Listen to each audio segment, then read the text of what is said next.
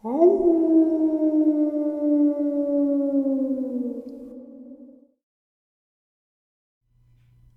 greetings and salutations, everyone. I hope everyone is doing well today.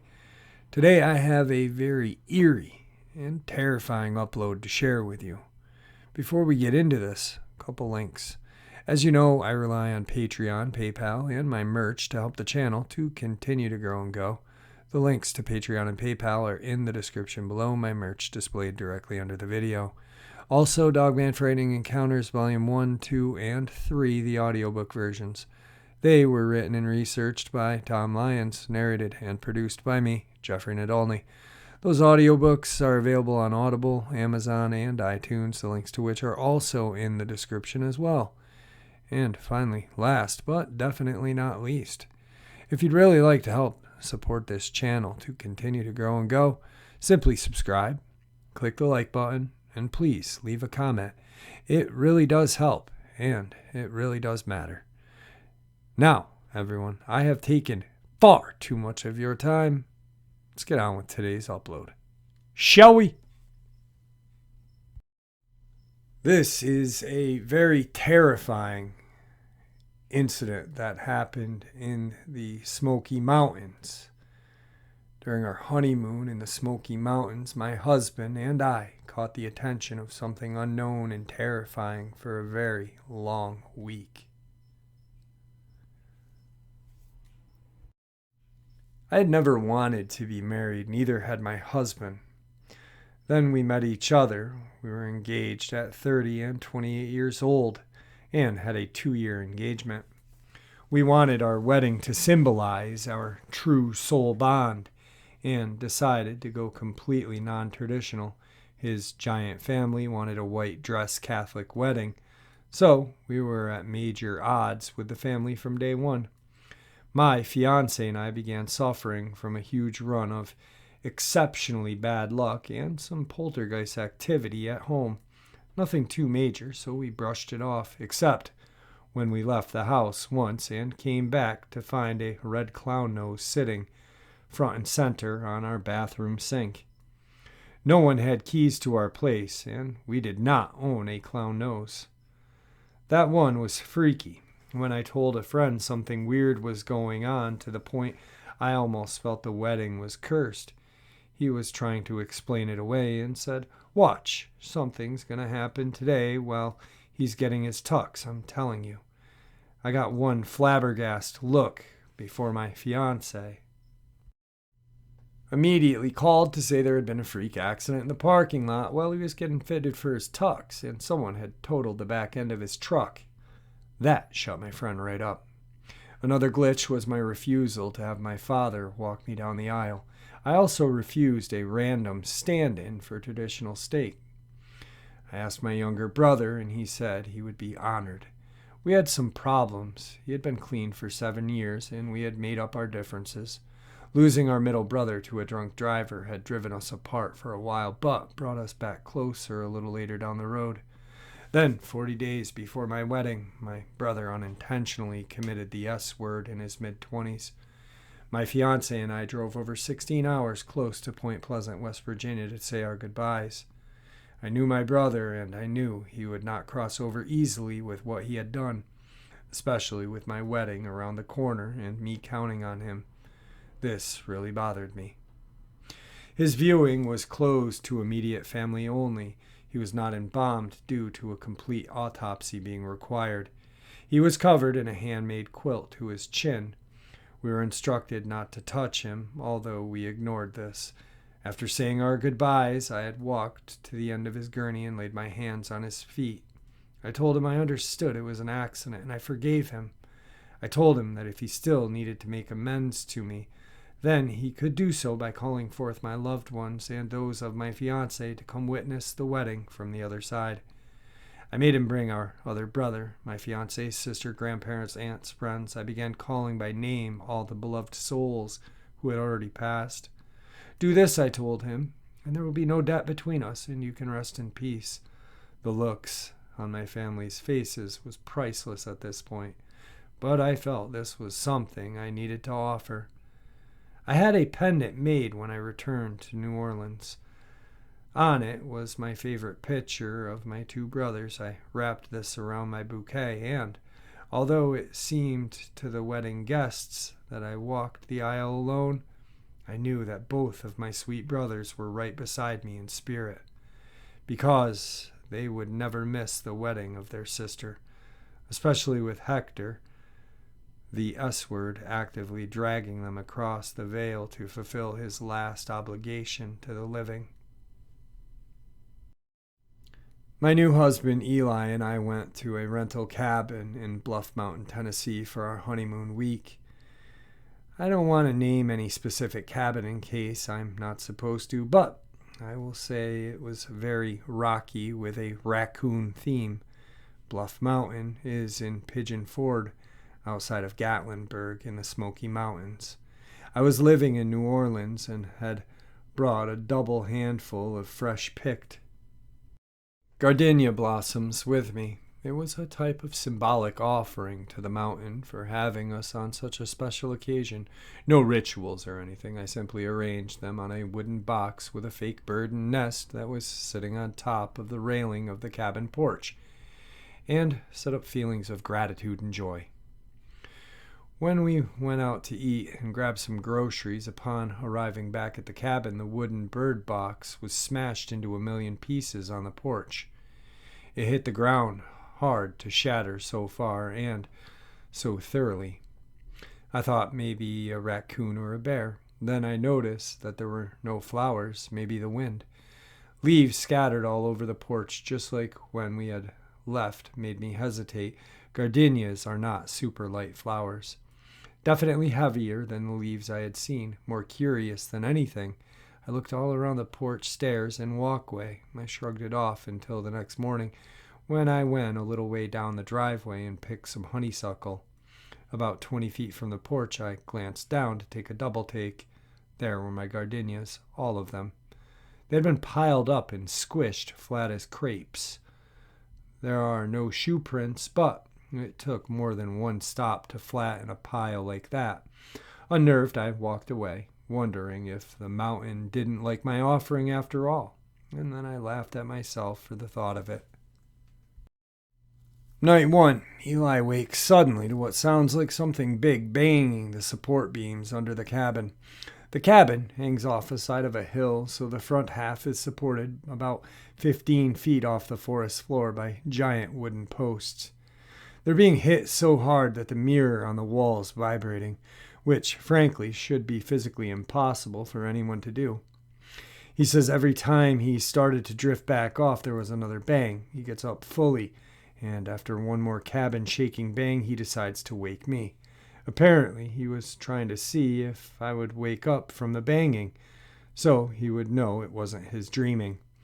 But now he's 100% up. As he reached for me, he said the loudest bang slap came from the area between the sitting area, kitchen, right at the bottom of the bed. It was a one-room cabin. He said it sounded like a giant book getting dropped from high up, but he was looking right there, and there was nothing. This bang was definitely inside the cabin. He began frantically trying to wake me, but he said I was so deeply asleep he actually thought something was wrong with me. He said he could barely tell if I was breathing. Then this strange metallic jangling sound from behind the TV directly across the cabin from our bed. He said it went on forever, but he was too scared to go look for whatever it was. Over the next to the windows, past the spot where the noise originated from inside, it was an insistent buzzing that finally woke me up. I remember it was so hard to come back to consciousness. I felt like I was literally swimming through blackness to get back to myself. I kept asking, WTF is that noise? I thought it was an alarm someone had left set. Cute.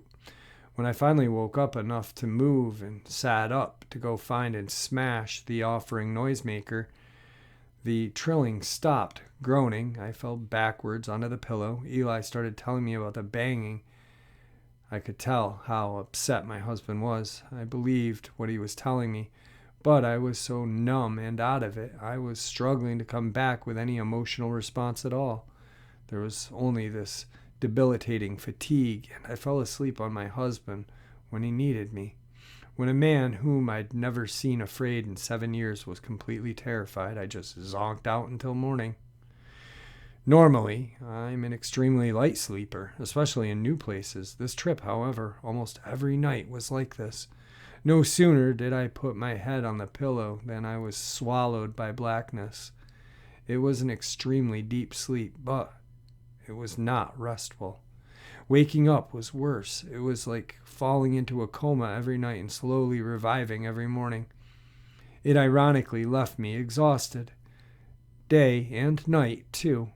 While doing my makeup in the infamous shaking mirror the next morning, I was able to get the full story and talk to Eli about it logically.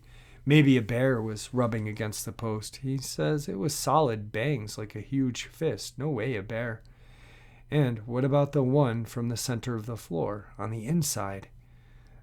That reminded me of the stupid alarm. I told him that I was about to disable the thing. At the exact freaking second I mentioned it, that damn noise started blaring from behind the TV again. We both jumped like rabbits, laughed nervously. Hell, on the way to time it, I joked. Funny, looking behind the TV, I was surprised to see it wasn't an alarm clock, but a landline phone. An old one with a bell buzzer, which explained the horrid noise. Of course, I had to answer it. There was a minute of silence, then a burst of static. It really sounded like someone was talking, but static was obscuring their words. I told them to move to a better reception. Is this cabin management? The silence, garbled talk continued for a while before I hung up. I was amused, honestly, especially with the way Eli was gaping at me. When I hung up, he immediately unplugged the phone, said management had both of our cells, so it was probably a prank call from someone who had stayed here before. But we were not playing along and ended up in the deliverance scenario. Smart man. Phone stayed unplugged for the duration. That night we were in the hot tub on the deck. It was around the back, had a gazebo-type cover around 3 sides, and no lights too close so bugs wouldn't be swarming you. As we were relaxing, I'm sitting on the open end facing the enclosed wooden strips and Eli's facing me and the forest. I kept admiring the blue light behind the enclosed end. It was large, about the size of a cantaloupe, and seemed bright, but the glow over us in the hot tub was very muted. I figured it must be an LED of some sort, but I had never seen a light that shade of blue anywhere. All the other lights in and around the cabin were bright and orangey, so I remember saying how it was sweet. They had went for a mood lighting for the hot tub. Eli both looked at it and commented on the light as well. When we decided to get out for the night, the light blinked on and off in what looked like a purposeful sequence before shining for a few more seconds and going dark. We commented that it was strange how the light burnt out like that, and how we were sad to lose our mood lighting. I decided to call the next morning for a bulb when I woke up. I first walked around to the rear of the cabin to see what type of pole or other fixture was the one we needed to be serviced. There was no pole, fixture, or any other light source behind the hot tub. No cables, no wires. The main office later confirmed the instability of the soil back there, preventing anything that wasn't heavy duty from being installed, so no lighting was ever put back there. Whatever that light was, we both saw it, and it was apparently just eavesdropping, because we were out there for 2 hours, and so was it. And if it wasn't turning off or burnt out, that means it was straight up disappearing. Starting this second night after coming in, my skin started to crawl, and every hair on my body stood on end every time I passed the open bathroom. The bathroom was next to the bed area. Lying in the bed, you could see the bathroom sink and the small window above it. The window had no curtains as it faced into the woods behind the hot tub. At this point, I still thought the blue light was man-made, yet I swear there was something looking in the window. I'd been leaving the bathroom door open because I liked looking out the forest from the bed, but now I tried to keep it shut without Eli noticing I was being weird. Eli told me the next morning that every time he would start to drift off, a resounding bang on the post under the cabin would jolt him up. He said he was freaked out because no matter how long or short the time he waited to lie his head down, it was like whatever it was, knew exactly what he was doing, even though he never got out of bed. Once again, he was wide awake and terrified, nothing he could do to rouse me even the slightest.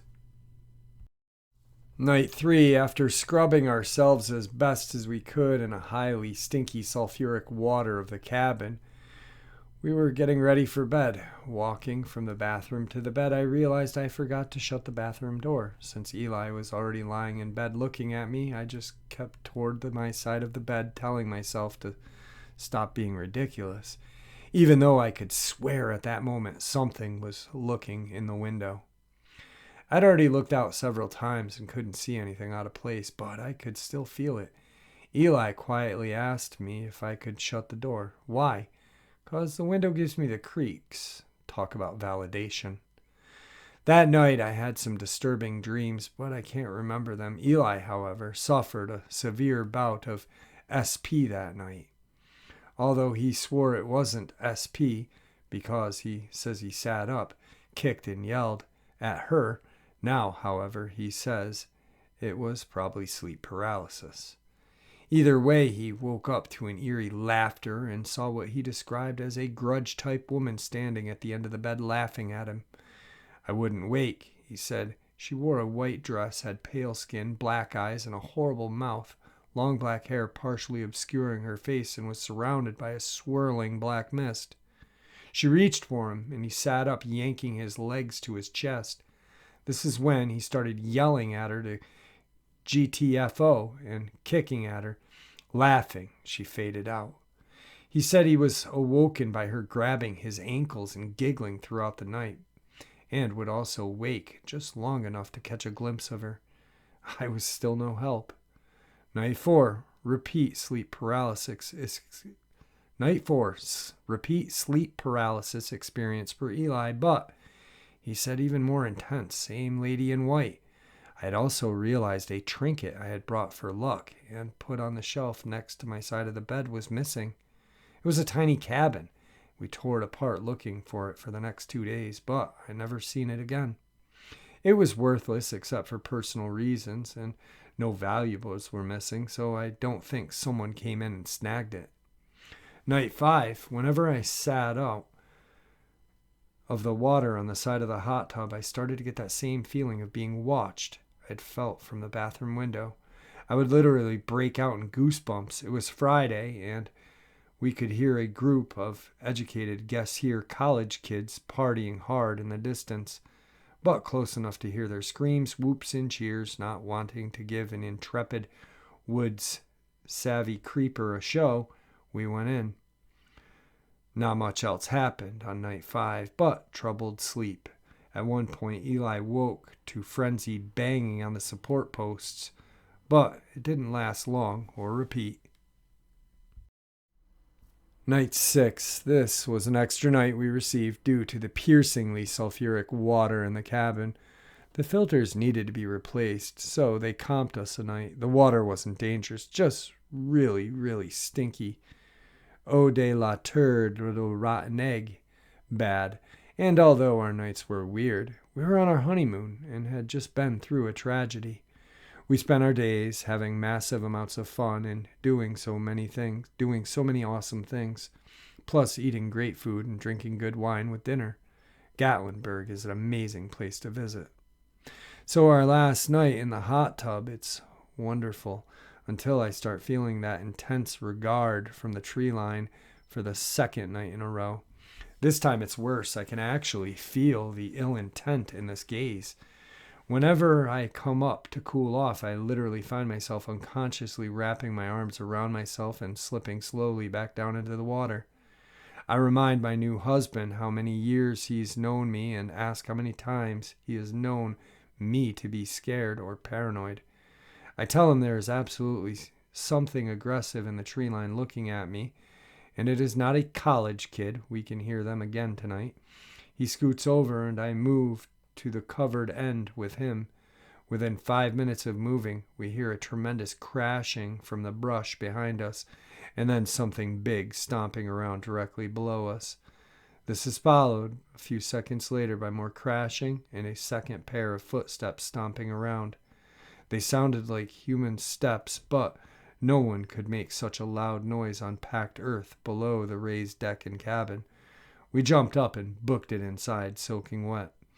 Eli says that night was the worst for the banging. He said there was banging on at least 3 widely separated posts, and it went on all night. He said when they did let him sleep, the woman would come. I slept like the dead, unresponsive, and everything. Morning of day 7. Something was demanding my attention, pulling me back towards consciousness. At first, I thought it was a mounted police or one of the mule-pulled carriages that sometimes passed my place. Nope. This was definitely a whole plethora of horses. Was there a parade I didn't know about? Slowly, I remembered I wasn't in New Orleans. And although what I was hearing sounded like hooves, there was no paved roads anywhere near me at the moment. Just a small gravel driveway out front. Quickly snapping awake, I realized the sound was coming from the roof. I checked my phone. It was a few minutes after 8 in the morning. I groaned. Why the hell would nobody tell the roofers that the cabin was booked until 11 in the morning? I looked over at Eli. He was pale and breathing very slowly. I half-heartedly poked him a few times, but he was out. Ruefully, I thought of all he had been dealing with while I slept as deeply as he seemed to be now, and left him alone. I'd been with him nearly a decade at this point, and he had never spoken of things like this before. Whatever had been going on, he deserved sleep. At least it was roofers in the sunny morning and not some weird crap at 4 in the morning. At this point, it crossed my mind to wonder what roofers worked on Sundays. I listened closer. It definitely sounded slightly metallic, but I decided my initial impression held. It sounded like a horse was kicking the crap out of the cabin roof. Well, what the heck do I know about roofing equipment anyway? I'd have to ask them to stop until we checked out. I pulled back the covers, swung my legs off the bed. The instant my feet touched the floor, the pounding on the roof stopped dead, and the handle to the door, which was 3 to 4 steps in front of me, started jiggling violently. 2 things. There was no pause between the noises. They went from on the roof slightly towards the opposite side of the cabin above where Eli was sleeping to the doorknob in front of me without time delay. Also, the top half of the door was glass with a sheer curtain which the sun was shining directly through. I could plainly see that no one was near the door. Yet I could also see the handle rattling wildly. I yanked my feet up and dove under the blankets up to my chin like a kid. I'm ashamed to say, as soon as my feet left the floor, the doorknob stopped rattling, and the incessant pounding on the roof resumed in the same spot, again with no pause between them during the switch. I'm now staring at Eli, wondering if I should wake him. I'm scared I won't be able to, but I'm also just as scared he'll wake up and won't hear it at all. His eyelids flutter open. Taking the decision out of my hands, I ask him if he hears that, and thank the gods he says yes. I'm hesitant to talk about the door when he just opens his eyes, so we talk about what the sound was. He also immediately goes to roofers. I ask if that sounds like a hammer to him. He says no. We agree that it does sound like hooves or something slightly softer on metal. This whole time I realized we'd automatically been whispering, and this pounding just keeps going on and on. Looking around the cabin, we see the mirror shaking, glass in the kitchen area rattling, the cabinets quaking. Whatever is on the roof shook the walls of the cabin repeatedly. The pounding lasted about 35 minutes because I checked my phone right when I woke up to right when it stopped, from around 8:02 in the morning to 8:36 in the morning. Although I'm not sure how long it had been going on before I woke up, it was loud and strong and absolutely terrifying. We lie there whispering for a long time. No way was this a person or people. We started thinking it, whatever it was trying to bust through the roof, although the glass door would surely have been easier to get through. When Eli said he's going to look, I told him about the doorknob shaking when I tried to get up. After a brief hesitation, he threw back his covers and sat up. The pounding stopped. He and I both froze. A terrible grating noise slid on the roof, that broke the silence. We both looked at each other with big eyes and pale faces. Was that claws? I hissed in the quietest voice I could manage. He leapt back into the bed. The banging resumed. The quietest discussion ever followed about if we had really just heard claws up there. We thought it was exactly the sound of huge claws would make, but really, it could still be anything. Eli grabbed his legally owned firearm from beside the bedside drawer and quickly stood up. The pounding stopped for a second to allow for another grinding rasp to sound across the roof. That was definitely claws, I said. The pounding immediately resumed, twice as fast and even harder, if that was possible. I could now feel the thumps reverberating through the bed. Eli told me to stay inside and listen. Whatever it was, it sounded huge, and he needed me to let him know what direction I heard it move in if it ran out of his view up there. He burst out the door and aimed his gun at the roof. The pounding stopped. There was absolutely silence. There was no sound of running anywhere on the roof, and the roof didn't have a damn thing on it. In addition, being perched on the side of this hill as the cabin was, with no trees close, there was nowhere anything could have gone.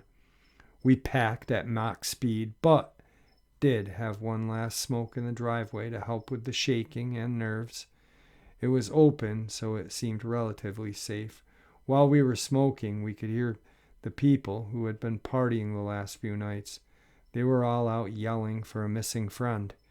We heard him yelling about the last time they saw him, which was apparently the night before. We could hear their panic as they screamed his name over and over. Eli and I tried to find the group to help look and ask if they had seen or heard anything weird. However, the winding one-way dirt roads were confusing. We ended up getting lost. We actually think they may have been locals, and we couldn't get to them because we were on rental cabin roads, which did not connect to the local roads' driveways for obvious reasons. I really hope they found him passed out drunk in a brush somewhere, and regret not being able to locate them to help them look. I have no idea what this was.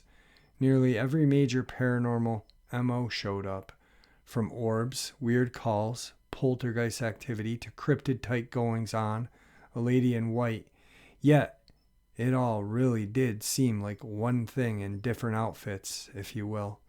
After coming home, we had no more weird activity at the time. I did request for the departed to stand witness from the deceased brother who owed me a favor, but I specifically requested only the blessed dead, and only for the wedding ceremony. This didn't seem like protective ancestors to me, though, so I don't think it was necessarily related. I actually leaned towards some type of nature or elemental type guardian spirit personally, but that is just conjecture.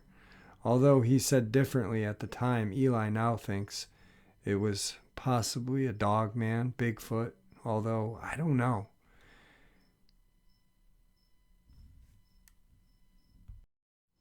Here's a couple of updates. As for the knocking on the posts under the cabin, which was the main activity, my husband was hoping it was a cryptid Bigfoot Dogman, and he was super excited about it, even though it freaked him out. As soon as we decided on our destination, he binge-watched anything about cryptids he could find, claiming the Smokies were full of strange reports. He was really hoping for a sighting. No, he did not scream or knock on trees, lol. For the other, our policy for paranormal type activity is to try to logically debunk it and or ignore it as much as possible, and to not let it affect us noticeably. One reason we unplug the phone. Usually this will cause it to stop when we don't give the desired reaction. This time it didn't work. My husband had his firearm next to us in the hot tub and next to the bed every night, but there was no angle in which to see under the deck from the side of the hot tub was on, and we did not go around the cabin to look under there, as that would have taken us much further from the doors and lights than we felt comfortable with. I was not entirely acting like myself. I thought most of what was going on was amusing when I normally a completely scaredy cat of anything paranormal happening. When the thing was on the roof, I found myself grinning and giggling a few times, but I always put it down as shock or adrenaline or something. Honestly, though, even though it sounded like something big was coming to eat us, I was more exhilarated and confused than scared. I was almost euphoric at times, like when it started scratching the roof. I thought my husband would think I was nuts, but he later said he could tell I was terrified, and sometimes people react oddly to extreme fear. I've always accepted this explanation. As for him, he was very quiet in general and secretive about his experiences, which is abnormal. Once we got home, he apologized and told me everything, and said he didn't really know why he held it back, except that he didn't want me to spend our honeymoon scared. I was a little angry, but I understood his reasoning. My family is originally from the Ohio River Valley, Ohio, West Virginia, and Kentucky, so I heard much of strange things growing up. I've called some family members and asked for old stories. This is how I learned about blue children of the Cherokee Mounds. No luck finding anything at all online about them. And elusive black panthers, known in paranormal circles as alien black cats, that my family swears are flesh and blood. Other than that, it's been hit or miss, mostly miss, with online searches. This area definitely needs more research. I've mostly read thousands of reviews from different cabins out there in Pigeon Forge, and only found one that complained about pounding on the side of the cabin, and they said more annoyed about it than concerned. We followed the news for Pigeon Forge and Gatlin online for months and never saw anything. Hopefully, the guy who was missing had gotten drunk and slept in the brush or something. The agency said the cabin was privately owned and they would contact the owners with our concerns we had and get back to us. The owners were not interested in responding to our inquiry. They probably thought we were high or something. My great-grandfather saw a dogman no more than 15 feet from him while taking a shortcut home through the woods from my great-uncle's house after dark. This was in West Virginia, turn of the century. He said he felt like he was being watched, turned around with his lantern held up. He stayed like that for a while because he knew there was something back there and he didn't want to put his back to it. He explained that after several minutes, a huge creature silently jumped from a tree and landed at the edge of his light. It had been following him. He said they just looked at each other for a couple of tense seconds before the creature turned and walked back the way it had come. My great-grandfather was visibly shaken, and he never walked home from his brother's farm again after dark. He's salt of the earth, a no-nonsense man. This was the only time anyone ever saw him truly scared. No one in my family has ever believed that this creature was anything but flesh and blood. The story is still told to the younger ones before they go exploring the mountainside to keep them aware of their surroundings. Everyone in that part of my family believes these creatures are native to the Appalachians. My family has heard screams for generations as well. Many of them can imitate it closely, that your hairs will literally stand on end from predator instinct. Everyone in the small community of Morganville took these creatures as fact of life in the area, And I can't see an entire town being mistaken or deluded about native wildlife that many had first-hand accounts with. I don't exactly know what species they are,